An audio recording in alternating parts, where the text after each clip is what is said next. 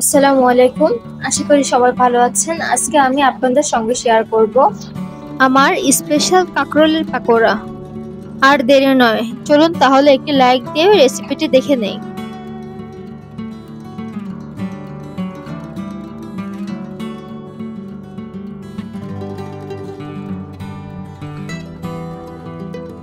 আমি এখন এখানে কাঁকরোলগুলো কুচি করে নিয়েছি।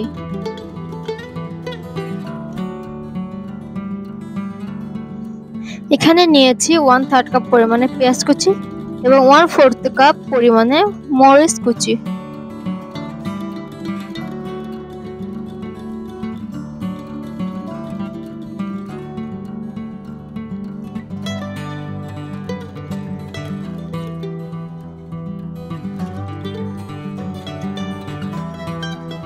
এখন আমি দিয়ে দিচ্ছি পেঁয়াজ কুচি, তারপর দিয়ে দিচ্ছি কেটে রাখা মরিচ কুচিগুলো।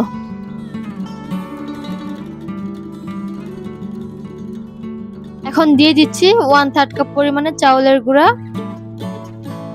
দিয়ে দিলাম 1/4 কাপ পরিমাণে বেসন, দিয়ে দিচ্ছি 1 চা চামচ পরিমাণে লাল মরিচের গুঁড়া, দিয়ে দিচ্ছি 1/2 চা চামচ পরিমাণে হলুদের গুঁড়া, দিয়ে দিচ্ছি স্বাদ মতো লবণ, দিয়ে দিলাম সামান্য পরিমাণে রসুন বাটা।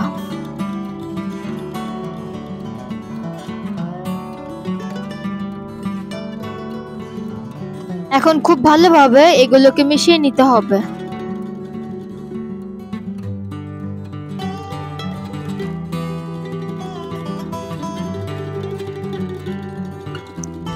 দেখুন আমি কিভাবে এগুলোকে মিশিয়ে নিচ্ছি।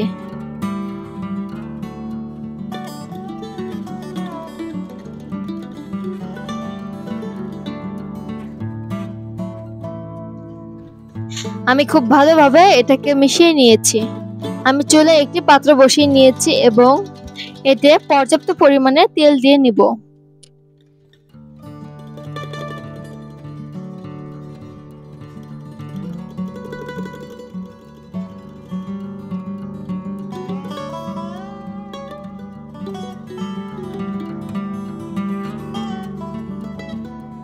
তেলটি গরম হয়ে আসলে এতে আমি একটি একটি করে পাকোড়াগুলো ছেড়ে দিব।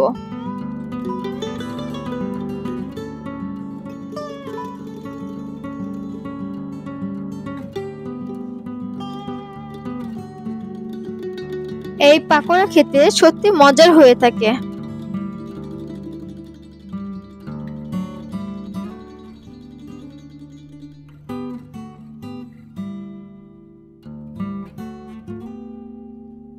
এখন আমি পাকোড়াগুলো উল্টে দিচ্ছি।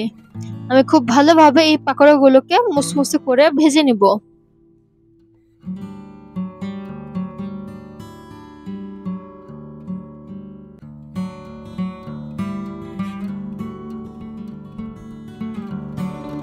দেখুন কত সুন্দর হয়েছে আমার পাকোড়াগুলো।